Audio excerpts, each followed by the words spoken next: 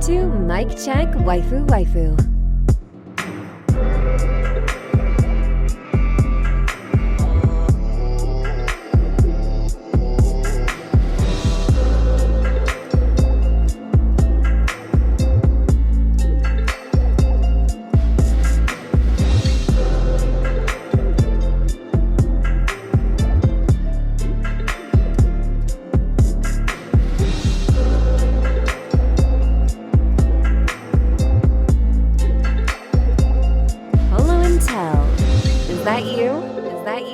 Mic check.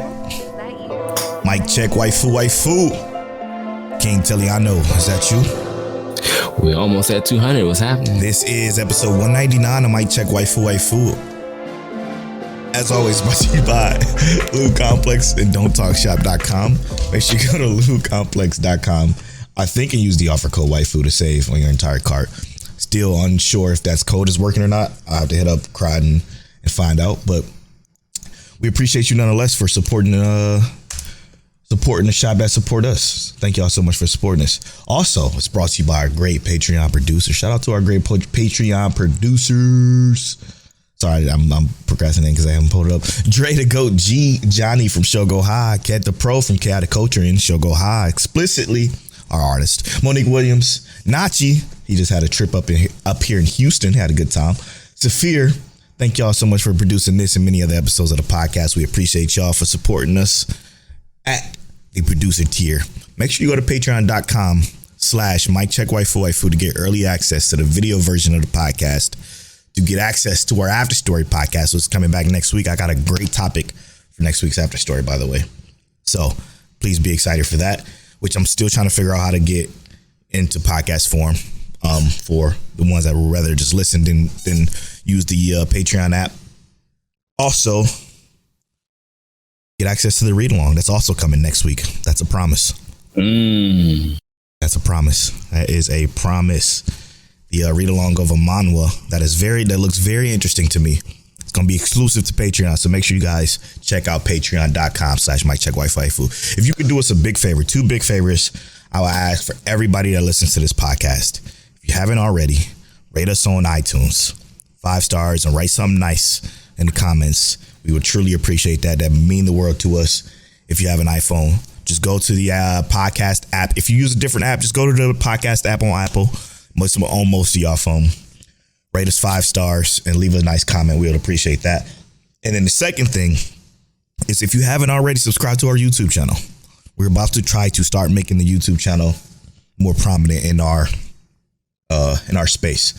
While we know most of our listens, actually about 98% of our listens come from podcasting, we would like to, get some eyes over there on the YouTube channel too, because you never know what other content we can possibly put on there as well. So true. Do that for us. We truly appreciate you.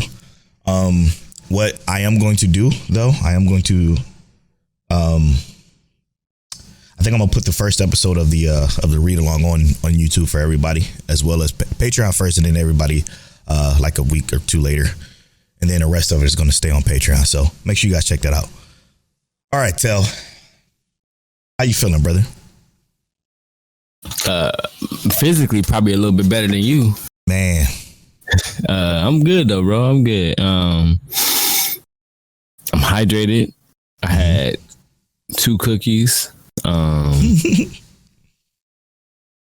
good, bro. I can't even be mad. Apollo is so clever. He tried to trick me earlier, but yeah, what? We good. What did he try to trick you? He tried to sneak a Slim Jim out of the kitchen, right? Because I tell him to stay out the kitchen because he's 5. He's not old enough to be in the kitchen doing whatever he think he can do. But he went in there, took a Slim Jim, and I told him to put it back, right? Come back 5 minutes later, he walking past, he got the Slim Jims, like a bunch of them stuffed in his pants. No way. Oh, bro. You gotta stop stealing. You can't be starting still. Not at home. Not at home. Especially when you can just ask me and I'll grab it for you. There you go. Oh, man. How you feeling, brother? I'm sore, man. I'm sore. I've been, for those of you that don't know, I've been working out with Tel, and it's been excruciatingly fun, while also being excruciatingly painful. I think last week was the hardest we've ever went full 2 hours, and just elevation and elevation and elevation on top of elevation. So I'm fucking, my ass is beat. You know, I'm sorry as shit, but you know what? I'm happy. Yeah, I'm happy about it. I feel good, and I keep getting better. So that's all I can ask for. For sure. Hey, yo, that's the best part is that the changes already. Just the form is all we needed changes for, and now we can really push farther. So We're working on it. I was happy. So what I did recently, though, I'm gonna add this. I hooked up my Oculus again to my PC. So what I'm gonna start doing is on the days that I'm off, because I'm only able to go to Tell's house twice a week because he does live an hour and 15 minutes away from me, which is a fucking journey. It's a trek every single time I go there, but worth it in the end. But I digress. I hooked back up my Oculus, and what I'm gonna do is I'm gonna start doing like either some virtual boxing or something, or just one of these little workout games or something like that when I'm not there, just to kind of keep some cardio up, because a lot of time it's because I really don't leave the house. I spend a lot of time in the house just chilling when I'm not walking Saber, and we don't walk that long or that far because it's Houston, Texas, and he's a Siberian Husky, so I'm not torturing him. So I'm trying to find different ways to put cardio in my life when I'm not going out there for that hour drive and crazy workout. So once I get that together, it's not crazy. It's very lucrative, I should say. Very, very lucrative. Very, very worth it, man. I'm telling you, if y'all need any help with, workout plans, Tell can set you up, man. He can definitely set you up. And I promise you it's worth it, because you will see results. I can guarantee you that, because I'm already seeing them, and I'm 2 weeks in, 3 weeks in? Technically it's 3 weeks, because that first week we only did like one day. Yeah. And it was a little sore, and then you came back way harder than that. Yeah. Yeah, so about 3 weeks roughly, but incredible, man. It's an incredible time. So hit them up, get locked in. All right. Without further ado, let's do further into this anime. Let's start off with the episode of the week this week. You want to do your episode first, or you want me to do my episode first? My episode this week is Demon Slayer. What? Yeah, man. So good. So good. It's crazy how it took only 3 episodes to get to the shit, but we in the shit. Like, it's only 3 episodes, by the way. While we know it's only 11 episodes this season, or this core, I don't know how it's going to work. It's already starting off hot. Like, at first I was worried, because I'm like, okay, is this going to do some Dr. Stone jokey shit? Because at first I was a little worried, because it felt like Dr. Stone for like the first, 6 minutes of the episode, and it turned on. It turned up. I felt exactly what you felt. Yeah. Because going into the episode, I was like, how long is it going to stay funny for? Yeah. And then after that last, it was like, as soon as I said it in my head, it was like, that was the last funny scene. And it went straight to reaction for the rest of the episode. And I was like, I like this. They knew exactly when it was kind of overstaying his welcome, because it almost started to. It almost started to feel like Dr. Stone, which overstays welcome constantly, but it felt it perfectly paced, man. It turned to Demon Slayer quickly soon thereafter. So that's my episode of the week. My episode of the week is Insomniacs After School. Another great episode. Yeah, that episode had me. Yeah, had very me good. in their bag. Whatever bag they wanted me in, I was there. Very good. All right, man. So this episode we're into it now. We're ankles deep into the spring season. So now we are going to discuss how we feeling, where our heads at, what we keeping, what we not keeping, anything boring us, why not. And maybe we take a look at some of what y'all said at the beginning of the season and see where y'all at by taking a look at our bookmark tweets, which we're gonna look at y'all sleepers that we had. Yeah. Ironically enough, one of those sleepers, I had a very good first impression of that first episode. And I'm not talking about like one of our sleepers. I'm talking about a sleeper that was talked about a lot when we came back and did that conversation. One of them, I'm not feeling the delusion yet. Okay. Let me just find it. Actually, here it is. So Rob, aka Father Vash, on March 12th, when we asked the question, "What is y'all sleepers?" He said, "We have a full season for long-awaited anime adaptations. A few mystery thrillers on my radar, but I will pick Heavenly Delusion for a sleeper. I have faith that others will pick my other highly anticipated shows." So this is Rob J's, father of Vash. Not Rob J. I'm sorry, the father of Vash. Rob. Okay, yeah. My fault. So my first question is, how are you? Also, real quick. TCB NYC says Heavenly Delusion is probably going to be my sleeper pick for what little I've seen of it, and not counting the returnings. All right, so my thought is because I know how I feel about it, and like I said, I'm not really feeling the delusion. I feel like I'm very aware, and it's okay. It's okay. Yeah, I'm not. I almost felt like this episode was exactly kind of what I expected, so it felt that boring, and it's not. It's such a cool concept to me that for this episode to be boring in my mind was bothersome. Yep. So yeah, I'm not really feeling it. It was this episode that kind of changed that feeling more for me. It was like, yeah, okay, I'm bored now. Yeah, from the beginning, I was like, okay, this is interesting because it's different, but it wasn't that interesting because it was boring. This is what I tweeted when I said, make sure you follow me on Twitter at PoloBornFly and follow Taylor at King Teliano. As I said, I'm disinterested now. And this is exactly what I talked about. I was over it. I'm like, I'm so fucking over this show now. It was this episode? It was this episode. Yeah, this episode was I can't even say it was mad decent, bro. I can't even say it was mad decent. It was this episode was boring. Very boring. It's trying to bring what's the word I'm looking for? Maybe it's trying to bring some intrigue that I'm just not.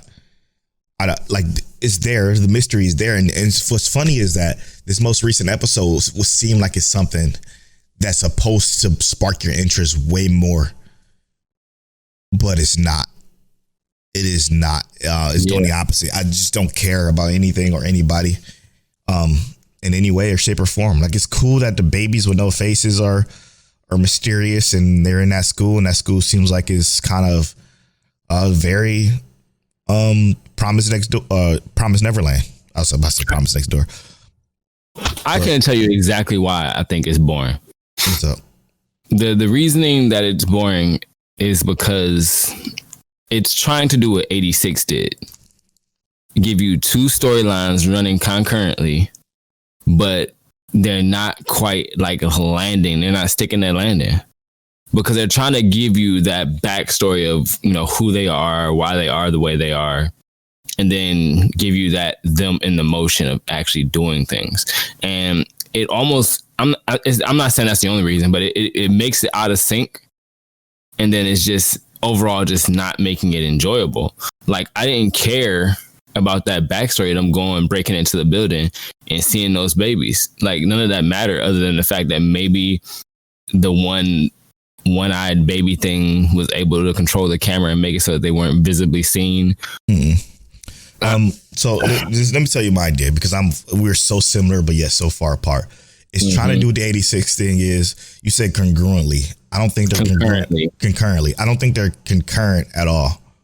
I think one is the past and one is what happened from that past. That's not what I'm saying is that they're running concurrent. They're trying to tell you both the stories at the same time, not that the stories are taking place at the same time. Oh, okay. I see. Okay. So we are on the same exact page then, because I feel the same way. I feel like the school shit is what happened to become the fall of that society. And I think the kids are the evolutions of those monsters, beings that destroy shit, i.e. the incubation of the children or whatever. That's just where my head is. It kind of seems like it's going there and that's going to be the big twist, but it's kind of self-explanatory that that's where it's going.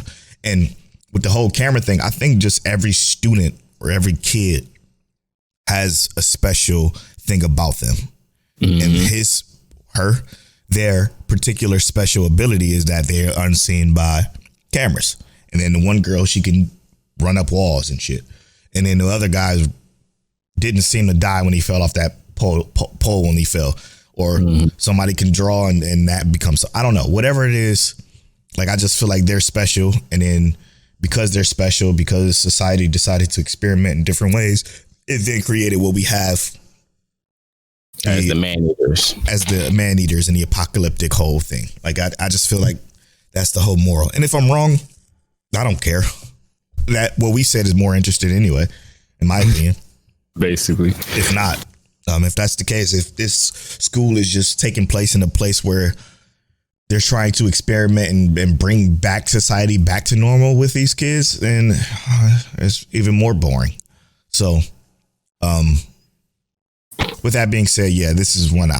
Do I drop it? Now, I'm torn there. That's the question. Because it's so kind of like unique / interesting, I want to keep watching it in the hopes that something changes and makes it like just overall just at least decent, at least good, right? So I feel like in my heart I'm not gonna drop it, but I'm almost at that point to where it could be another just boring episode. I'm just like, all right, I can let this sit for a week or two and then catch up every 2 weeks or something like that. That's what I'm thinking. I'm thinking to maybe hold it for 2 weeks. It's not like we got a lot to watch this season. Like, there's not much, but that would give me the ability to go back to my Monogatari series. So I could do more outside of this. And then I picked up, Is It Wrong to Pick Up Girls in a Dungeon season 4? I started that and I'm 4 episodes into that and I like it. I fucking love it so far. It's real good. We always said that series is great binge. Oh, fantastic binge. And even if you don't feel like binging it all the way through, you can come back and do another 4. You know what I'm saying? It's one of the best shows to do that with. I still got to do that with, shout out to Rob J. What I meant to mention earlier was him binging Bungo Stray Dogs and reminded me that I still need to go back and binge Bungo because I'm very interested in seeing where that's going this season, because I think next season comes back next season. So, I definitely am looking forward to that for sure. So finish the watch along. Yeah, exactly. So we got a lot, man. We got a lot we can do instead of trying to force ourselves through stuff that we're just not interested in. And speaking of stuff we're just not interested in, I'm slowly, more surely getting uninterested in My Home Hero. Let's see here. I'm gonna go back to why the bookmarks disappear? Don't like that. Go back to the bookmarks and see whose sleepers was My Home Hero. Spoiler, Steve. And that's it. Hey, and hear me out. No, sorry. And Huey. Shout out to Huey. That was Huey's as well. My Home Hero it's not even that I hate it, but this episode too. These last 2 episodes have overall just not been enjoyable for me. I'm not sure how you feel about the last 2 episodes, but I know you said before that something about it wasn't striking a chord with you. But right now, for me, these last 2 episodes have made it like, like this is exactly everything Monique loves. I mean, she's not even slightly interested. She'd much rather watch anything else. Spy Family again, anything. So it's interesting. It's like, it's okay. And I even in this episode, without going into spoilers, I feel like they tried to.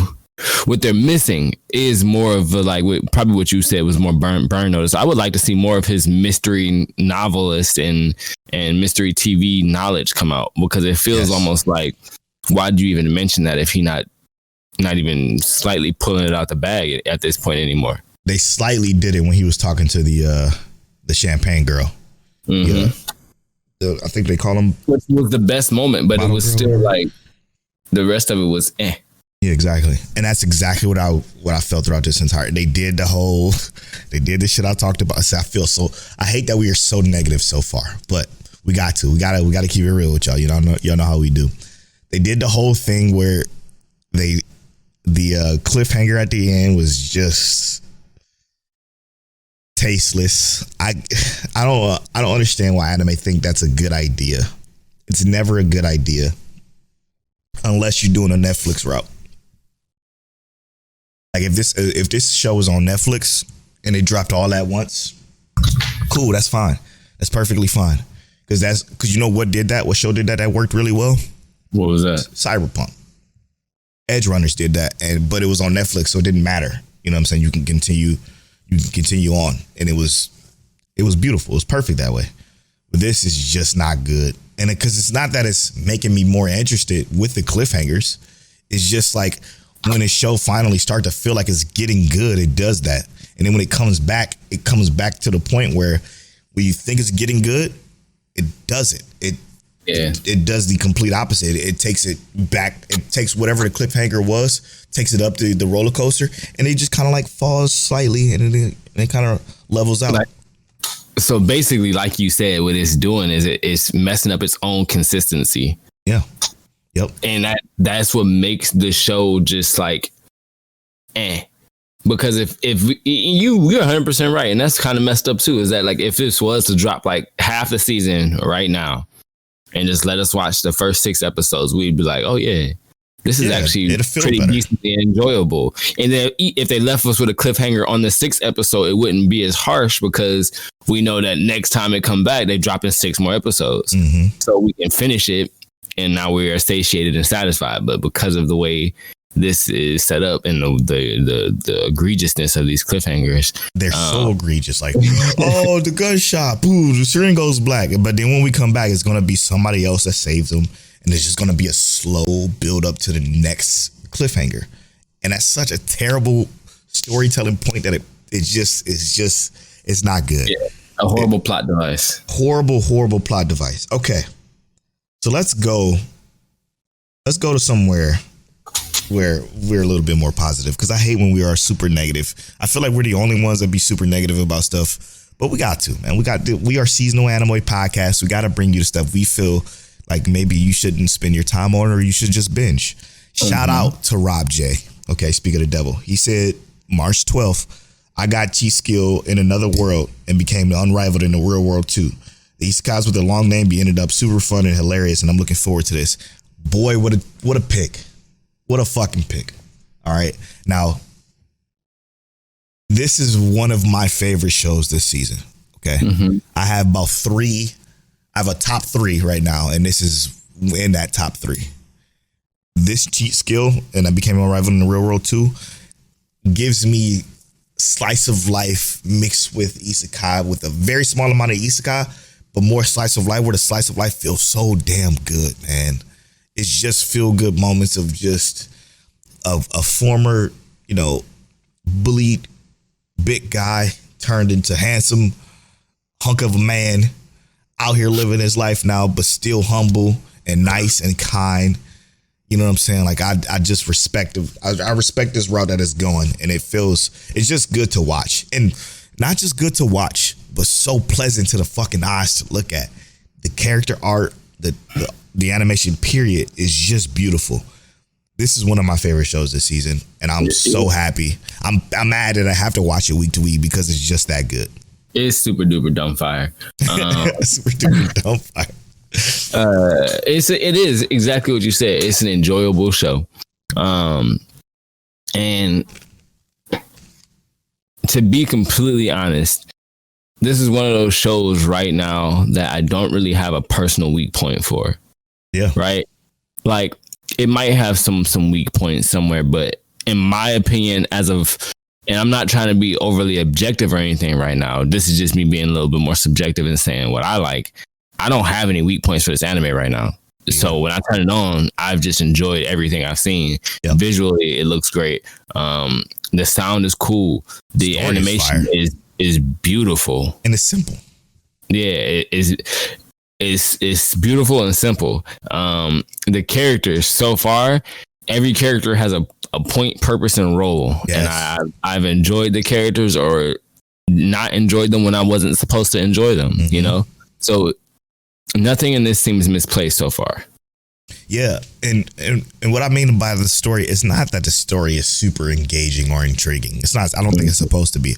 I think it's supposed to be a story of a guy who's living a life that's different, and he just so happens to get the ability in this other world, which he can take back to the world at any time. And it's just watching him accidentally riz up these women has been fucking just hilarious. It's just great. This show is saving 80,000 gold in 2 different worlds on steroids. It's good, man. I don't know what that means. Because that was that Isekai show where she can go back and forth to her real world and the Isekai world, and this is the show that does it. Took that idea and just made it significantly better. Yeah. And you know what? I'm super happy that they're spending majority of their time in the real world. I think what it's going to do, though, is going to do a nice half and half mix. So I think this beginning half was more so the results of him going to that other world in the real world, and now we're transitioning into the fantasy world and seeing where that progress and how that is going to look with him being in there more dominantly or prominently. Sorry. Yeah. I see them doing one of two things, and they probably won't do it. I see them making him have to travel to that parallel world or Isekai world to do something, more or less. Or I see it almost happening probably to a much lesser extent, but almost like Gate, where him and somebody else or somebody comes through that portal and they're with him into the regular world, something like that. I can see that happening. And I imagine they keep it extremely enticing, as they've already done. They haven't failed us yet. So, yeah. To be honest, I really like the real world stuff more. The slice of life stuff more. I don't know what it is. I do know what it is. It's just... It's your bag. Yeah, it's definitely more my bag for sure. So that's it, man. That's a great show. I'm loving it. Are you watching Yamada-kun to level 999? Not yet. I was supposed to watch that one. That's the slice of life, right? That's the shoujo slice of life. Yeah. Yeah, I didn't watch that one yet. Shout out to Saphir. He said it's kind of like bottom tier Tomozaki. I watched about 5 minutes of episode 1. Saw what it was, and I'm like, I'm good. I'm just not the shoujo guy, man. I just can't do it. It's got to be extremely good shoujo for Polo. Yes, like it has to be on a level of Ancient Magnus Bride. Speaking of which, Crystal said most excited for Ancient Magnus Bride, and her sleeper was the Galaxy Next Door, which is also my sleeper. Do I want to go on my sleepers yet? Yeah, we can talk about. Let's not touch our sleepers yet. Yeah, let's go to our homie Black Damzilla. Black Damzilla actually chose Dead Mountain Death Play. It's a sleeper. Mm-hmm. There's a lot of big names I'm excited for. The return, Mashle, Boji, the return of Boji. Everything yeah. So he says Mashle, Magic and Muscles. Everybody I've come across that is reading it raves about it. So I'm not watching that one, obviously, because that's a meathead joint. Talk to me about before we get into Death Mount Death Play, Mashle. Mashle. How do I say this? It's oddly enough is more enjoyable than something like My Home Hero. Interesting. Oh shit. But it's one of those things you just turn your brain off for, because that's what the main character is. He turns his brain off and he just exists. And that's ironically, it's like season 1 of One Punch Man. I promise you, is what it feels like. But like, so does it have like a arching narrative, like a narrative that goes anywhere, or is it just stuff happens and he's super powerful? So far, it's just stuff. I know where the narrative is going, right? Do you mind if I kind of spill like the first episode? No, not if it's the first episode. The main character doesn't have magic in the world of magic. I think I said that already. Yeah, we talked about that. and he's going to this magic school in order to win peace for himself and his father by beating all the mages there with no magic. And he's successful so far. What makes it enjoyable is the randomness of how he does things because he has no magic. And that's just kind of what it is. It's like watching One Punch Man and everybody has these overwhelming, ridiculous powers and Saitama just punches stuff and it blows up. Yeah. And that still had kind of a arc though to it, right? Yeah. I haven't seen much yet, but that's why I'm saying is like the beginning of that One Punch Man season, it didn't have like, here's the story. And then the story kind of unfolded as you watched it. And it was like, oh yeah, all of this stuff added up to it. It kind of feels like that. They just haven't punched us in the face with the actual story yet. And then to go to the Deadmau Death Play, we just watched the second episode this week. By the time you're hearing this, I think the third episode airs. So bear with us if it changes. But the second episode aired, and it's good. The first one was great. The second episode was good. It kind of like went down a little bit, but it's still good, still interesting, still intrigued. But I got a feeling I know where this is going to go. And where it's going to go is going to be extremely average from here on out. I think personally, he gets a part of this organization and he's helping them kill bad guys. And that's going to be the moral or the gist of it. And it's about to be Monster of the Week, I think personally. That's going to be boring. It's going to get boring.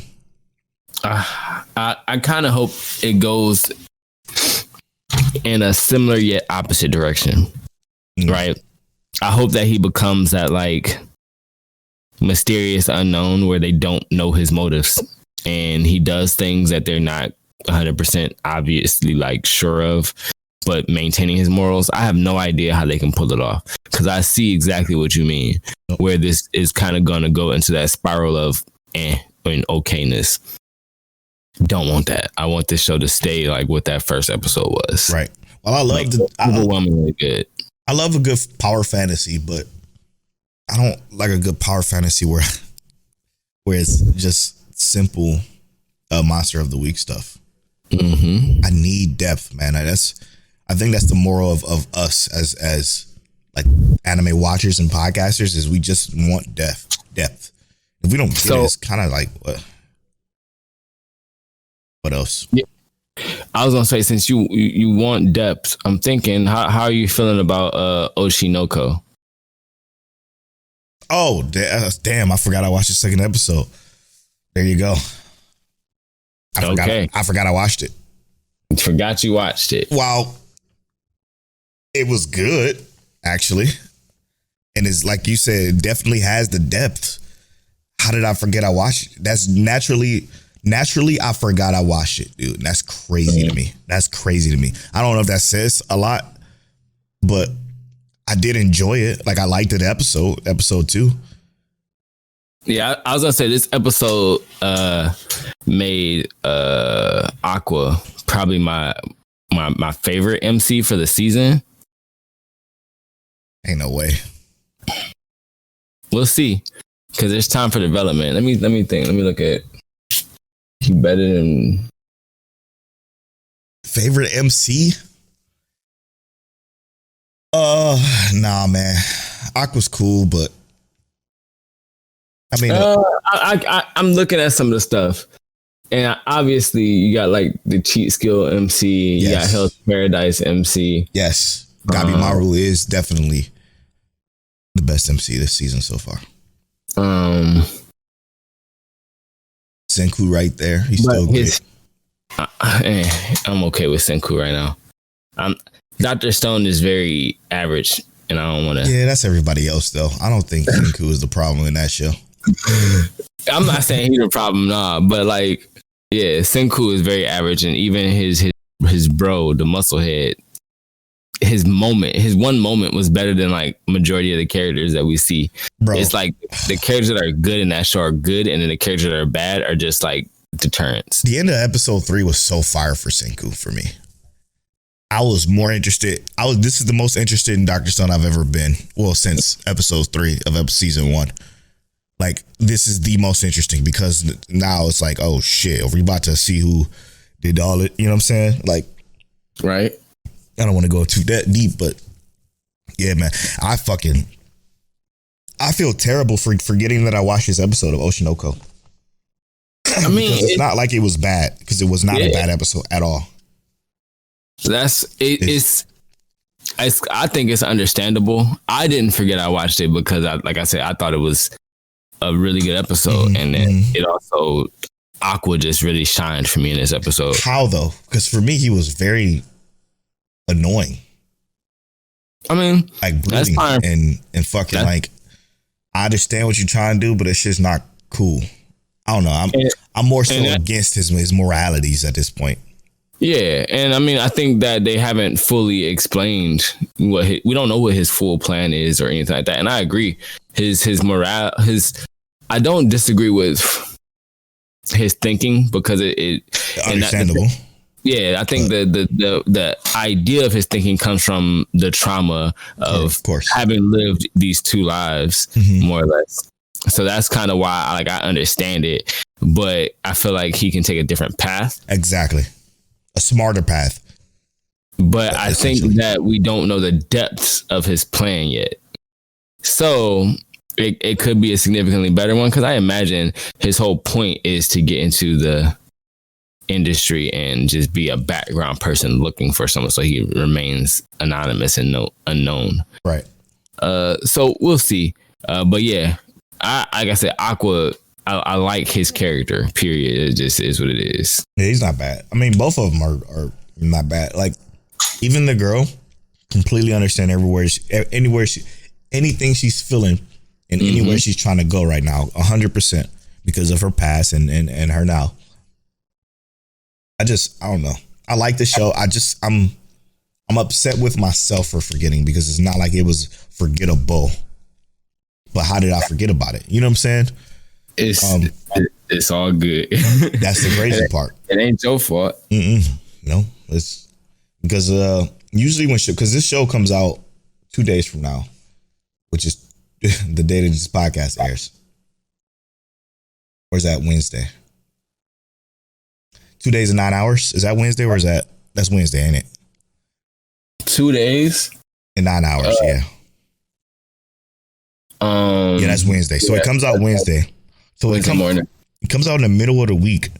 There's no fucking way I would have forgot about any other show that was more memorable than that. Like, I didn't forget about Insomniacs After School, and that comes out tomorrow, Monday. So with that being said, like, it's the show itself. So I don't know.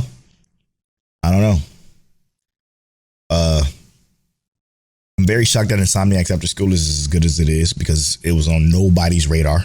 Nobody in our mentions, bookmarks picked that up as a sleeper. I knew it was gonna be good, bro. I knew it. Yeah, I knew it. You could look at the art and see that this shit's gonna be good. The moment I saw it too, and the moment it released, I watched it. Day one it released, I'm like, fuck, this is real good. This is real good. Like, top tier levels of good. When these characters had they moment in this episode, I was like, bruh. Good, so good. Y'all won me this week. Y'all won me because this is it. And to slide into our sleepers, man. Mine's being the Galaxy Next Door. Very good still. Very sweet and wholesome. I feel like it needs to I feel like this bomb that was just dropped at the end blew my mind because I was not expecting it to happen this soon, which is nice. I think maybe we want to spoil that. We'll talk about what we're gonna spoil later, a little bit later, but maybe we'll add that to our spoiler talk in the second half of the show. Yeah, Galaxy Next Door never ceases to be good. Were you as shocked as I was when it ended the way it did? Because I was like, wait a minute, already? I mean, I can't say I was. Yes. Yeah. Because you think about it, when you think about it, right? It's a 12 episode series. We're on episode 3, and a bomb, boom, just like that. And it's not like it was the Angel Next Door type of bomb or More Than a Married Couple. It's like boom. It's very mature, man. Very, very mature show, and that's why I think I'm loving it so much. Very good. Well, there are, our main characters are adult characters, right? That's and true. they're not like particularly young adult characters, and like not like specifically After like college age. Yeah, They're after college. Technically, one of them we really don't even know how old she is. that's true. But he, on the other hand, we know that he's looking after 2 children who are his siblings, obviously. But you know, Yeah. Great. That's another great MC, by the way. yeah, amazing MC so far. Yeah. Summoned to Another World for the second time.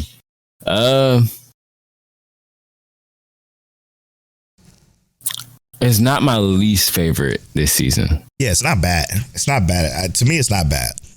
Yeah, But is it anything special or great or new? It's mad decent. Mad decent is the perfect Mad word. decent. Am I upset that I'm watching it? Not particularly. Do I turn it on and I look at it and be like, all right, it's done? That's kind of how it is. I'm here for it. I'm here for it. Am I wanting it to get better? Yes. Do I feel like it is? Of course. Yes. Is it generic? Yes. Mad generic. Mad. So generic. But you know what? I'm here for it. I'm still here for it. I'm not like dismissing it or nothing. Of course. It's not bad. I just think it's okay. Okay. What's his score right now? Is it like if it's getting like a 6.8 or like a 70 or something like that? 6.2. Yeah, I feel like low. I feel like that's close to right, but not About right. 65-ish, 67. I'm saying like 6.8 or 7, like 7.2 kind of area is where I would like put a it. C. Yeah. I can see that. Yeah. That's better. I'm with that. I can agree with that. I don't know, man. I don't know. I'm intrigued to see where it goes, though. I feel like it's gonna change when we meet more characters, which is inevitable because they already kind of gave us the storyline where the story is going.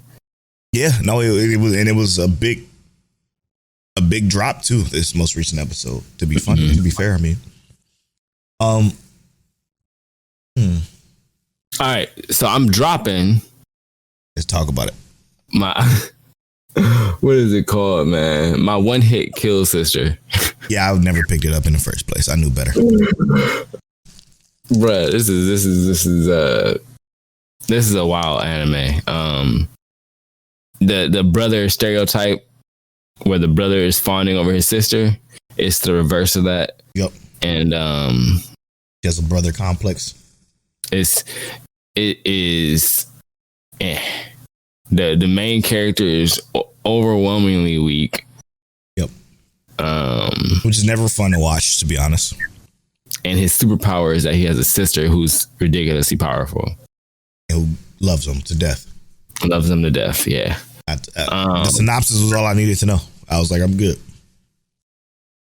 And already then, good. what is it? The Aristocrats. The Aristocrats Otherworldly Adventure serving guys who go too far. You dropping it? Nah, it's actually pretty good. I was about to say, yeah, that's one I'm keeping just for it's a palate cleanser. Yeah, it is quirky and funny enough. Yes. To just Quirky be like- is a perfect word. It's there. It's like I turn it on and my eyes don't really move away from the screen because stuff is constantly happening. By And no it's means little is it funny great. stuff. Yeah, By that's no not means what it's not a great show. We will not tell you that this Aristocrat Isekai one is great in any way, but it's just something for you to turn on. You want to talk about turning off your brain? That's when you turn off your brain and you just kind of like enjoy. You look at it and you just kind of like enjoy, you know. And it's silly by every stretch of the word is silly. It's enough. It's silly enough. I guess it was great. And then Ranking of Kings. Hear me out. I didn't start yet. This season of Ranking of Kings, I might just not watch it and wait till it's done. Binge. Because I can't even hold you. I'm bored. I love Boji. But I was bored watching this, and they make it to this forest, and we got this oasis, and blah blah blah. I was bored. I was me with most of season 1, to be honest. I just to the end, and I feel like that's something that's gonna give me some flack or whatever. But fuck it, gotta keep it real, man. It was maybe we'll see what happens next episode.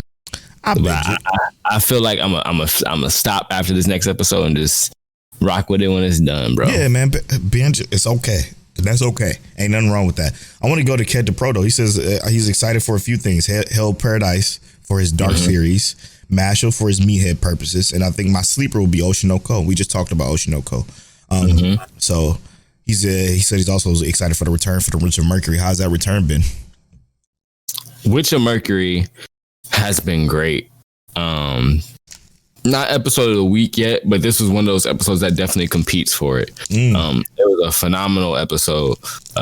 Great stuff going on. But yeah, Witch from Mercury.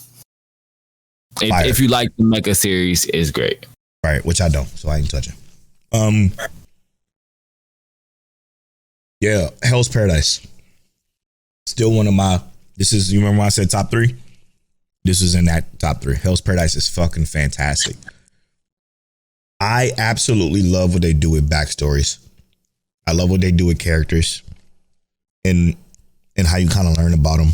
I'm intrigued to see who more of these criminals are, to be honest. Like the two brothers, genius concept, man. They lose their parents. One becomes a bandit and the other becomes one of the executioners. That's just crazy. Spoilers, by the way. Fire ass show. A show that I think we also bring to spoiler talk as well. I was gonna say that. I was waiting for you to finish talking. I was gonna say this won't come to spoiler talk. Yeah, this is definitely one of those shows for sure. So that's gonna be in our main stage spoiler talk. Man, it's good. Again, very pretty intro, outro, fantastic. Some of the best I've ever heard in my life. Top tier, to be honest, top tier. And then as far as returning shows, again, Dr. Stone, we already briefly touched on. I think this is the better season this season so far. But again, their fucking comedy wears me the fuck out. I hate this comedy so much that it's exhausting, to be honest. But other than that, I do like the boat guy that they cooked up, or uncooked, I should say. And still Senku and Tanjiro, or wasn't Taju, whatever his name is. I said Tanjiro, whatever his name is. Those are still my favorite, the best characters in the show. They are, and I hate that. What's his name? Taiju got fucking 30 seconds. Bro. Yeah, that pisses me off. I swear to you, he was in the show for 10, 15 seconds and gave us more progress than damn near anybody else, brother. Yeah, I was so irritated, but he makes the show good when it is somewhat unbearable. Yeah, and you know what's so frustrating to me is that it starts to lose its concept so fast because then shit just pops up. They're stuffing so much in. Yeah, like, okay, so now you got a boat instantly like that. But before you would teach us how you came up with the boat and the stuff you used in this world of ill material. I know you're trying to save time. Yeah, you're trying to save time to get to this shit, but like you're losing what Dr. Stone was predicated on, and that's him finding ways to create this unique way. I guess in previous episodes he learned how to create metal, so of course he's going to learn how to create an engine now. All of a sudden, that's manifested. This whole car thing that was last season that I don't know how that survived or even popped up out of nowhere again, and it's It's just so many things that they're just trying to like. You want to talk about plot armor? They just magically popping up inventions that is the plot armor of the show, and it's becoming less and less about what it's about, to be honest, and more about this stupid ass comedy and weird faces and crazy situations. I still like it better than the previous season, though. I don't want to sound down, but this is just how I feel about Dr. Stone. It's just not that good. Unfortunately, makes me miss Fire Force. I swear to God, I swear. If y'all give me Fire Force back, it's up. That it just is what it is, brother. Look, so I know this technically isn't this season, but did you caught up with Vinland Saga? Yes. Tell me how you feeling about that. I don't care. I don't care. I hate this show right now. I think I'm fucking done with Vinland Saga, bro. I'm so sick of it. Hear me out, because like I said, I'm not trying to be like a downer, a Debbie Downer. We're so negative right now. Can we go back to Murderous Thorfinn almost? Oh my God, please. Can we go back to Canute? We know it's coming, but when, man? Come on. Can I go back to Thorkill? I want 15 episodes. We watched 15 episodes of pure bullshit, except for when Canute was there. I'm telling you. I'm ready for Canute to take over this farm, set everything on fire, blow all this shit up. And I remember season 1, Canute was like, And this season, he did the 360. See, Canute was for one episode, and then we gradually see his character arc evolve. He developed. But this is the development that we wanted in Canute. This season, this is Game of Thrones Canute. Yes. This is like early Game of Thrones kind of Canute. This is a good character. We got like 3 episodes of Canute, bro, and I'm miserable without it. The rest of this is just like, y'all can hold all of this. I'm done with the farming and the slavery and the trauma dump. Yeah, I don't give a fuck about nobody. I am tired, bro. Give me something good. This is when I turn on. I'm like, oh, here we go. This is the one show, Vinland Saga season 2. So I'm like, oh, here we go. But there's a couple of shows I didn't mention. I kind of want to speed through real quick. If you give me the go ahead, you got the floor. The chance. The Dangers in My Heart. Mm-hmm. Love this slice of life. It's the opposite of Kubo Won't Let Me Be Invisible. It's where the guy is learning that he's crushing on a girl that he thought he wanted to quote unquote kill. Mm-hmm. And it's because he's an emo kid. He's all about, dark shit. And he's like, this girl is so perfect. I just want to kill her. Okay. But it's becoming so sweet, so wholesome, and so actually very funny to watch, because the girl is this tall, popular model girl who is extremely nice and friendly to everyone and loves snacks. She sneaks in the library to eat these snacks, and he's just kind of like starting to infatuate over her and help her out in many different ways. It's a very unique storyline that I'm very happy that I'm watching. Okay. The Cafe Terrace and His Goddesses, the ecchi comedy slice of life. Very interesting concept with a main character who lost his grandmother, whose grandmother owned this cafe called the Cafe Terrace. And he takes over the cafe and he's now running it with these 5 other girls. Very tasteful. Ecchi is nothing like egregious or disgusting or nasty. He's just spending time going through a character change himself, like a character development himself, of this broody kid who just wants to learn a business and do right by his grandmother, who he feel he wronged because he kind of distanced himself from her before she passed away. Very good show so far. Tony Kawa Over the Moon season 2 still just captivates my heart. How sweet it is. It's another palate cleanser. Very, very clean show to just pick up, turn on, and watch after you watch something like Vinland Saga or Hell's Paradise. It's a nice palate cleanser. And then finally, I guess we could both touch on this one last but not least, certainly not least, is the Ancient Magnus Bride season 2. Mm-hmm. Very, very, very good show. This is the shoujo that I would accept in my life. Again, very great cast of characters so far. I'm very intrigued as to see where this is gonna go. How you feeling about it? Ancient Magus Bride, I feel like the beauty of it is the subtleness of it. Yeah, very subtle. Because when things happen, they are impactful, but you don't feel like it's the end of the world, you know?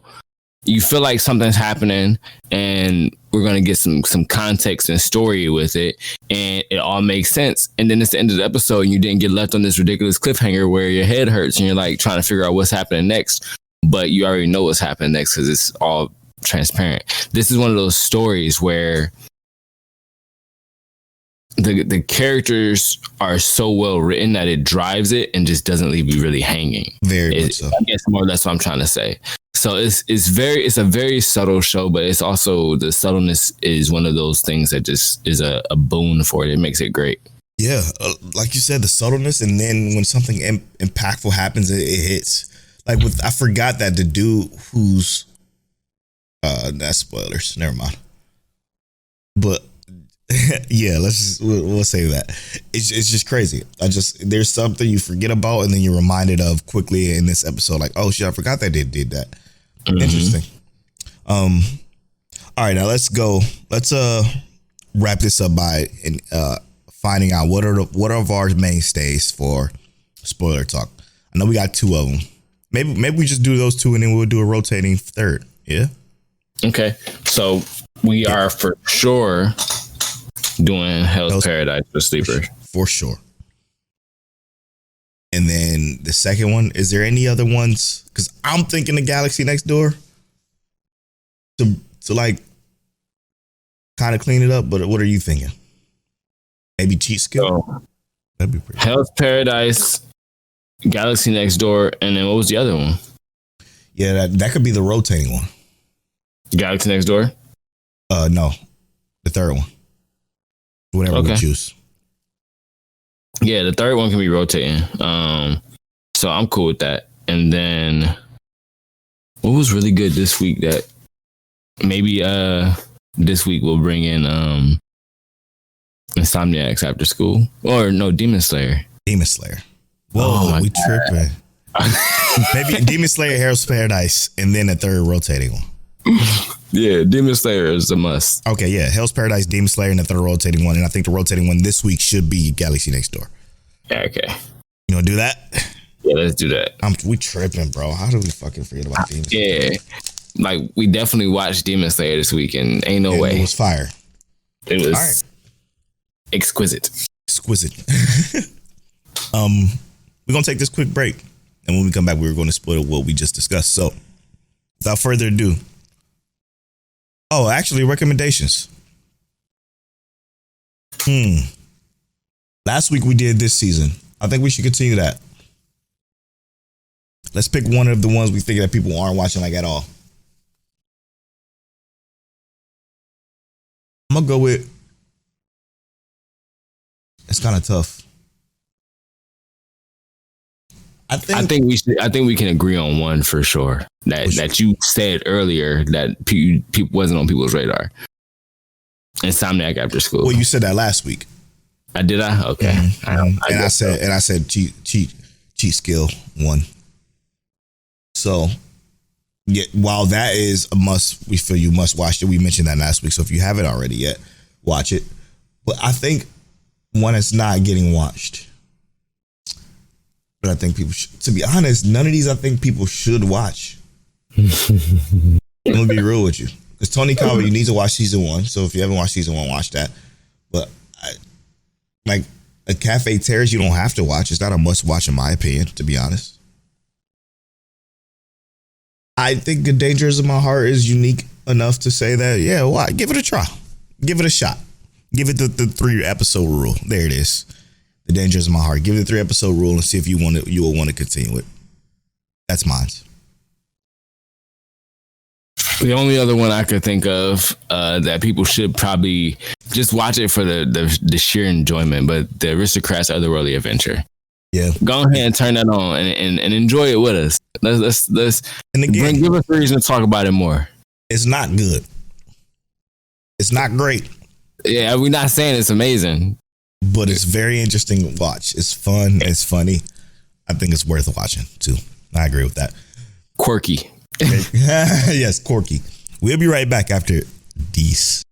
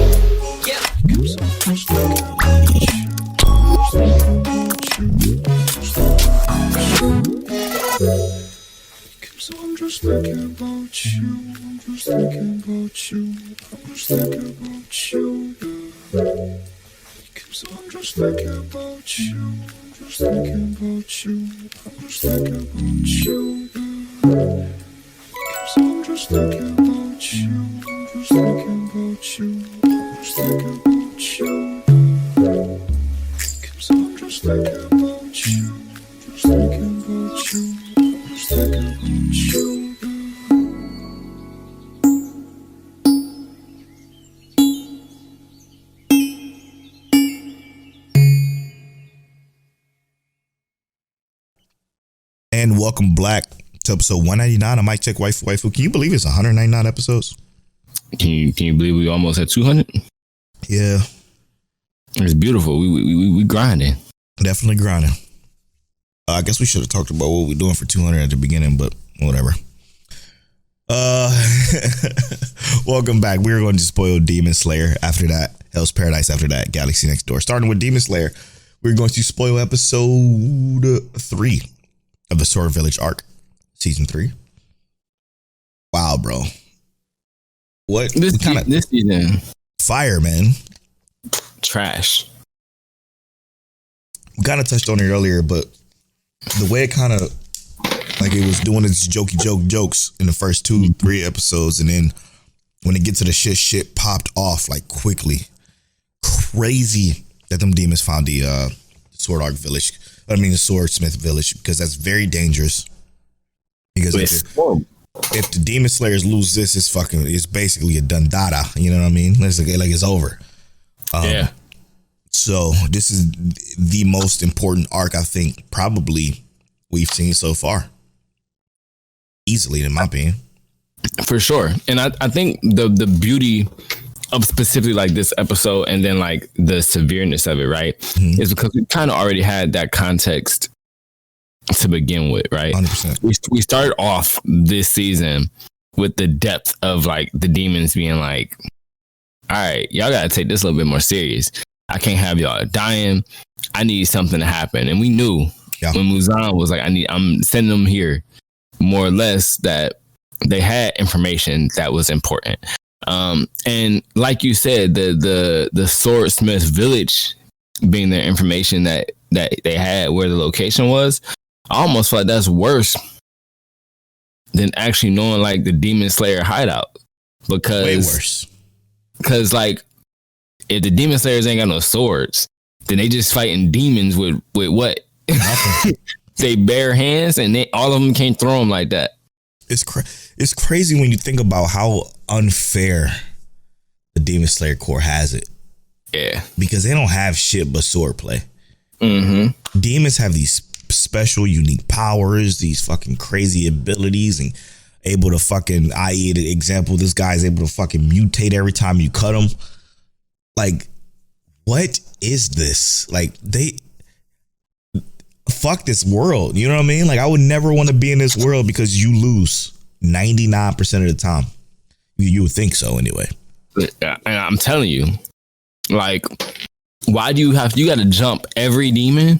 Every single demon. You cannot shoot the fair ones at all. And the funny contextual thing is that obviously you don't have to jump every demon, because we've seen them fight regular demons and they could shoot the fair ones. This one, as soon as you start getting into them upper moons, or the moons in general, any of the regular the top 10 demons, yep, it's jumping. Ain't no fair ones, and it's beautiful. But it's almost like, sheesh, I want to see my boys shoot the one-on-ones. That's exactly where I'm at. Like, shout out to Nezuko being dope as always. She's fucking so incredible. Beautiful. And then I forgot old boy with the scar on his face was even in the show. I did forget about him, and he came at the right moment. He was in the episode from the beginning. Yeah. But then he disappeared with the goofiness. Yep. And that's the beauty of the goofiness too in this episode, is that like the way they started it off, it was very unassuming, essentially. Very unassuming. This, hey, aren't you blah blah blah, and you're missing a tooth. Give him the tooth back. You're creepy. Why would you even hold on to that? And they go into that whole like nonsense conversation, and I mean, obviously there was stuff before that, but the entirety of that beginning segment, where even like they're talking about what to do with that 300-year-old sword, right? Yeah. Like, I want more details on that for sure. I want more details on that. When the swordsmith came back and he jacked like he a demon himself. So let's think all about funny this. moments. Let's think about this. Okay. The context we got for this now, Tanjiro's in a fight for his life, basically. Mm-hmm. Right now, already, they're in this shit. So you got the vase guy on one side, and you got this mutating dude on the other side, who can turn into several different versions of himself, emotional versions of himself, obviously. But they mentioned, I think the most important key about this whole episode was the fact that he's not going to be done with the real sword for 3 days and 3 nights, which means one more day. I think it was the next morning he was going to be done with the sword.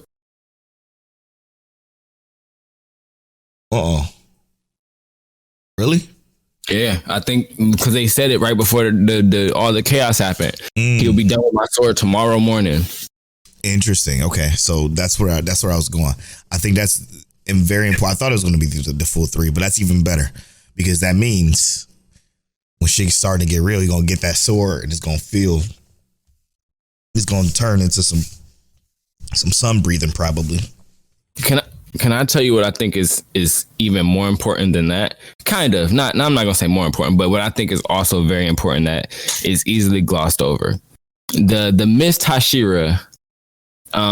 She looks so good, by the way. He can never be detected by like Tanjiro or people who sense malice because he just doesn't have malice, right? He's not the type to care. Now they also, and I feel like they did that to show us why, right? Tanjiro can sense that. And when this demon initially showed up, Tanjiro could not sense that demon because he did not have any malice in him, right?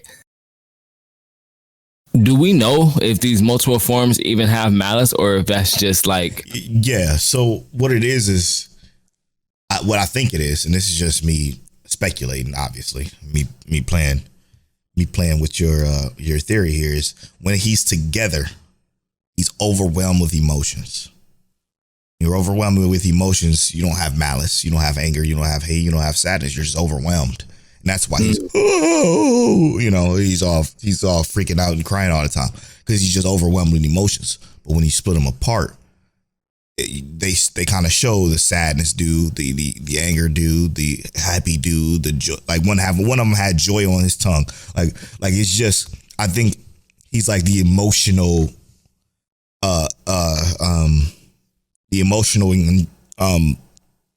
demon, right? Like what's that one movie, that Disney movie with all the emotions? You know what I'm talking about? Inside Out. He's the inside out demon, basically. So I'm thinking, yeah, you're gonna find out that when they're all split apart, there's different types of emotions that you're going to be able to sense, but together you can't, and that's what I think makes him so special. And that's what I'm thinking, all right, is how messed up would it be if the final separation is the malice one and he can't sense the intent behind the rest of them because they don't have any malice. They're all doing it out of joy or sadness or anything else, right? It's not what Tanjiro would normally expect, so now he has to be aware on a different level. And it's also kind of dope because they talked about how he will advance faster because of these constant engagements with Hashira and these upper moons for demons. You think he gonna adapt quickly enough to this? Because he already, and that's what's dope. He's already been thinking, how do we handle this, right? So we've seen that evolution already.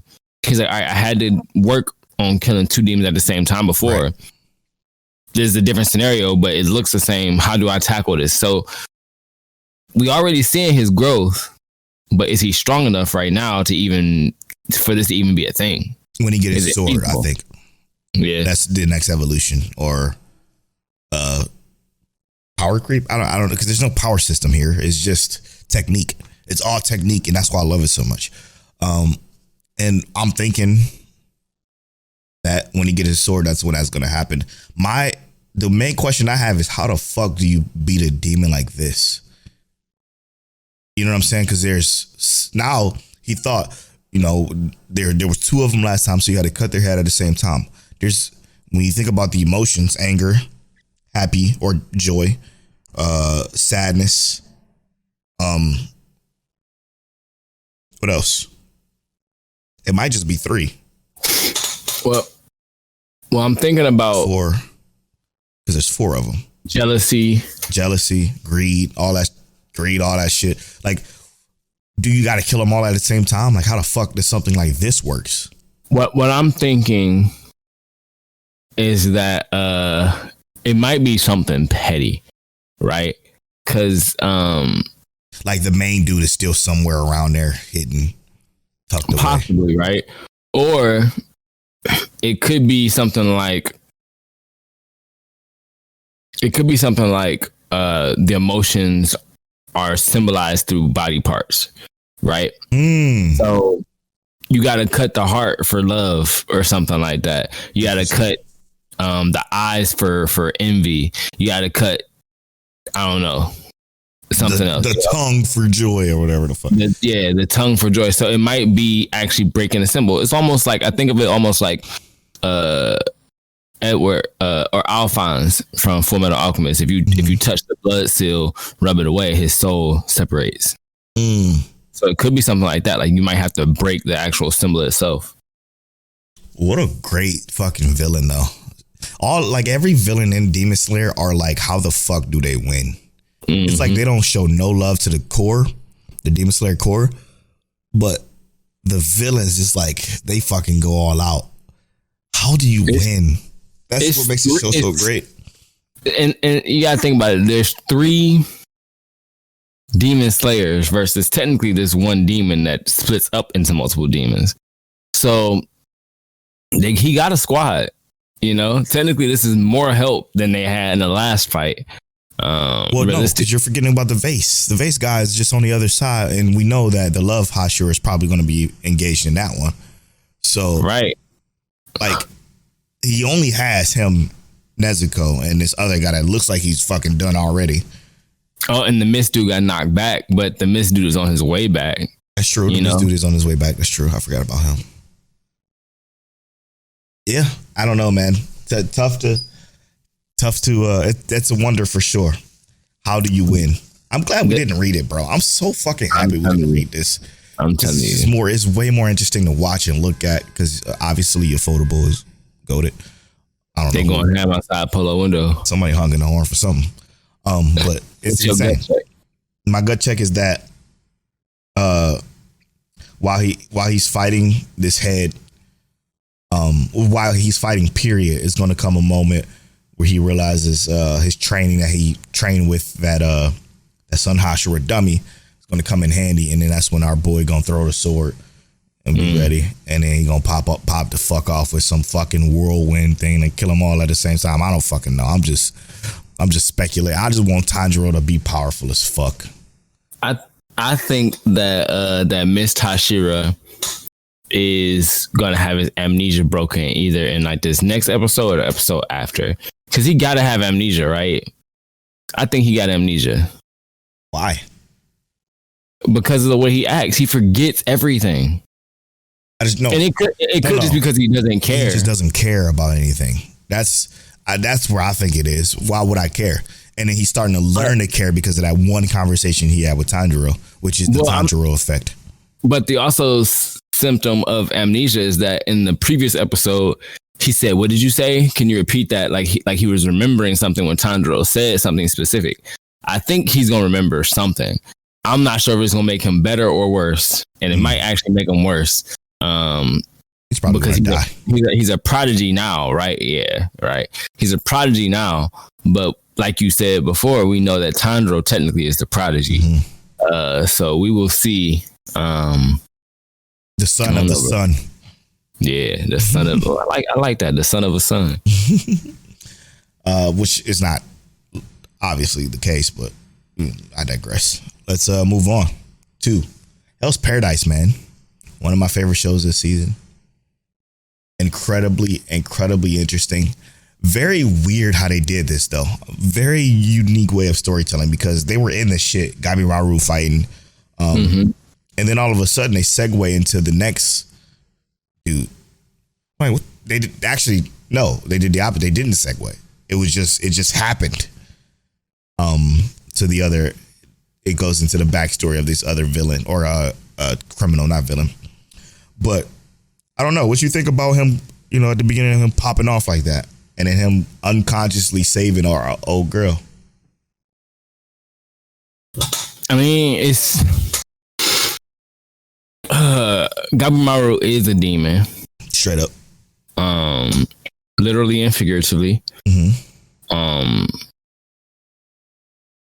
But him saving her wasn't really like new in my opinion. You know, I feel like that's what his character arc is going to take him to not be murderous towards like people or people who are not inherently bad, I guess, in a sense. Yeah, but they made this whole thing about him like he's like, yeah, don't focus on what's in front of you. Don't worry about the weaker ones, you focus on your survival. Like, cause that, I mean, to be honest, it would make him easier if he didn't have to worry about her, period. Right. If she just died, he could just fucking go all out and kill anybody he wants. And then finally looks her and he moves the fuck on. Essentially. But we also don't know nothing about this island that much, right? Yeah. Now we will. Shout out to we will. Yeah, I mean, I don't trust her in the slightest. No, fuck her, dude. I'm ready for her to die already. And what I enjoyed the most, though, was kind of what we talked about last week, right? I said something about how they gave us that display that made it look like everybody died, right? And then we see all those people who we thought died in this scene, more or less. Give or take a couple, right? Right. We didn't see everybody.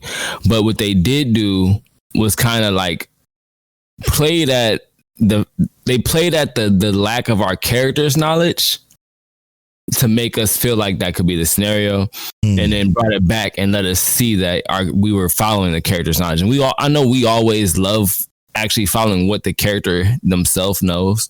So I did think that was like it was a fresh little thing to kind of look at in terms of how it happened.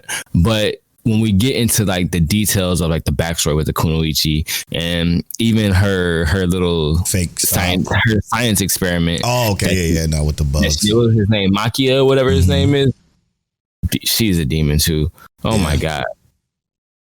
He's like, I know y'all fucking Kunoichi shit, bro. Back up. It was so dope. Like, he knows exactly what's going on. Yeah. Like he knows she's full of shit. I just can't wait till she die. Like I just can't wait till he kills her. And I know it's gonna be brutal.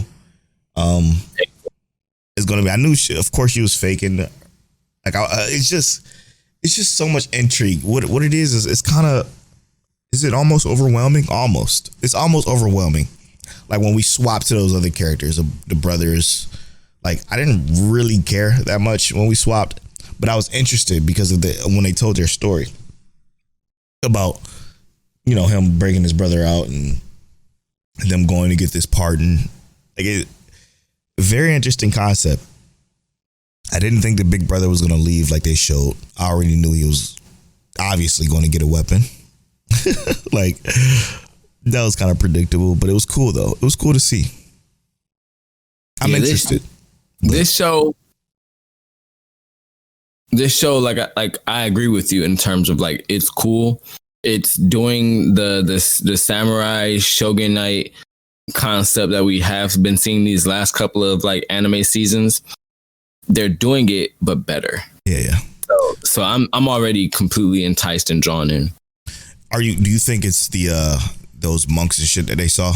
Do you think those are like deities? I think that they are. I don't think they're deities. I think that they are other stranded people who were on the island before them. Yeah, I think this island is heaven. I do think it's heaven. But it's hell for humans. It's hell for criminals. All these people are criminals. So they're going through the shit and fighting these people who are essentially could be quote unquote angels. I'm obviously talking metaphorically, right? This is a metaphorical heaven with metaphorical angels who are punishing criminals, literally, because they're all trying to, like, even the Buddhists, the monk said, murder is bad, and he tries to kill him. Like this is just heaven that these people are not supposed to be in. This is the paradise that they're not allowed to be in. So for them, it's hell. And that's why hell's paradise is what it is. So like everybody who's sinned, who's tried to go over to this paradise aren't supposed to be there. Hence why they don't make it back or whatever the case may be. So I think only the purists is supposed to be here. And obviously since they're knight in the shogunate era, like you said, that they're going to get the 10 commandments thrown at them, for lack of a better words. They're going to get it all. There you go. They about to get these hands. Straight up.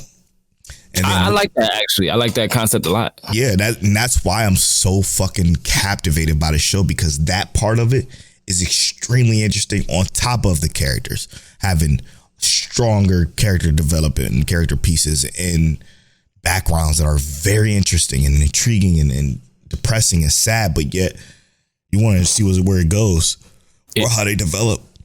If your theory is right, it'll make it even doper because Gabimaru does not want to kill anybody. He essentially wants to repent for his sins. So if he's repenting, they might just be like, you know what? You can slide up out of here. Yeah. We'll let you live. But he's already killed hundreds and hundreds of people, so. But that's not how that's not how the Christians and the religious folk work. That's right. You repent, you apologize for your sins, and you good. They washed away. So let's see. That's true, and that might be why, like because it seems like the executioners have it a little bit easier there. Doesn't it seem like they don't really have much to worry about? They're not a focal point. Yeah, like. You know, when they showed the samurai, the dude that's with the smaller executioner that at the beginning that they showed, the guy who gets stung is the guy who's the criminal. The little guy, he really ain't have anything to worry about per se. You know what I'm saying? Like his biggest concern is the actual criminals themselves. Yes. So that may be the focus point. I don't know, man. I think that theory is great. I think it's great. And now moving on to the final show. Galaxy Next Door spoilers. Galaxy Next Door spoilers right now. I just put them together for some reason. A Galaxy Next Door. This ended with a fucking bombshell that I was not expecting until at least episode 7 or 8. And she's like, the realization that she loves him. Is this love? Is it love? The thing is, though, is that this is a very emotionally show for the exact reasons that we talked about. And they expressed and discussed emotions in the beginning of the episode to get to this point. And like I said, we love when this happens. Yes. They gave us context beforehand to get to the end and say, boom. That's why we gave you context, right? Because in real life, we know love is fleeting. Yes. Like she could be totally in love for that moment, and then tomorrow she can be snapped out of it and be like, okay, well, I love that. You have to actually foster the care for love and all that stuff, blah blah blah, right? And he was like, is this jealous? Am I jealous? I love that shit so much. It was beautiful, but it was like the discussions that they had previously talking about, you know, when you grab my arm like this, you felt this because of the emotion that I felt. You know, you felt this because of the emotion that I felt. You felt this because of the emotion that I felt from this. And that is actually like, it's really cool to see the concept of her character. That's what her character is. What she feels reflects on those who come in contact with her. Oh, yeah. Those who are, what they call it? Connected to her. Connected, so, yeah. So was the best her word. People and then the guy that she stung, apparently. Don't really have much of a choice on if they feel what she's feeling, if they're close enough. He damn near died when she went around the corner. So what's interesting, like I said, was the conversation, that very pleasant conversation that she had with Beefcake Senpai, the writer of one of her favorite manga. And she's like, they're having a great conversation. She's learning that Beefcake is such a great person, and she's loving, you know, meeting her, and all of a sudden she just felt heavy. She didn't know what that feeling was. And it's because he relied on her so much. And she was like, wait a minute, what the fuck is this? And her just coming to that realization on her own is what I appreciate the most. The absolute most is seeing how she comes to realization herself. It's not any crazy, like depressing, crazy situations to make her find out. Is just natural evolution of emotion. Yeah. And I think what I think happened is, I think these two people are a victim of, I think the show is just a show of love at first sight being something for real. And this goes into some after story territory, but I do believe that love at first sight is real. I do. Like, if when you see somebody, I'm like, damn, it's like your heart just fucking feels like it sank, like you just lost everything, but really you gaining everything by seeing this person. I feel like this is what metaphorically this show is trying to present to people, is that love at first sight can be real. By the sting, when the sting happens, you see them go out into the galaxy and they look at each other with this beautiful like sense of wonder and awe of each other when he feels that sting. And then now they're both discovering like, okay, when we're apart, it's hard on me. Like it's hard to breathe, or, metaphorically. And it's literal in this case. Right. So, and when she feels, he feels. So it's like, I think that's something that's very interesting to see in a realm of supernatural romance slice of life. That's why I'm so invested. So this is kind of a gut check, but I'm trying not to necessarily say a gut check, but this is kind of a gut check. What I'm thinking in terms of this show is because they talked about being able to, or attempting to see if they can reverse the effects of the sting, right? Mm-hmm. And I think that what'll end up happening is that something's going to separate them down the line, and they still going to feel the exact same way. She going to feel sick. He going to feel sick because they not together. And they're going to be like, wait, this is definitely what Polo was talking about. That love at first sight turned into love forever. Yep. And I think that they setting this up for it because I feel like already done a good job at leading with precedence and context beforehand and then filling it in later. So yeah, this show has been a treat already. Very, very much so. I just wanted to continue to captivate, man. I'm curious as to what the repercussions of what she said is and how he reacts to it and navigates this now tumultuous situation, because they still have to work together, Yeah. And do you feel the same way or do you not? Who knows? We'll find out the next episode of Dragon Ball Z. Hey, I'm at Polo Born Flower on all social media. I'm at King Taliano on all social media. You can follow our social medias at Mic Check Waifu on Twitter and at Mic Check Waifu on Instagram and TikTok. And as always, Mic Check.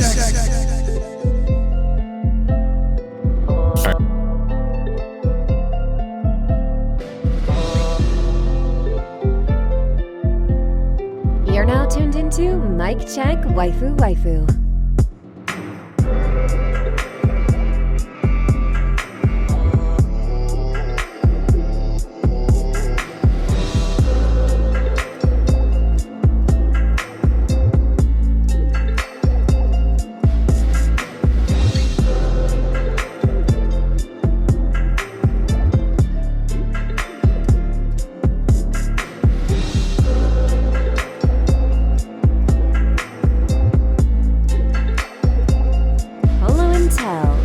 Is that you? Is that you?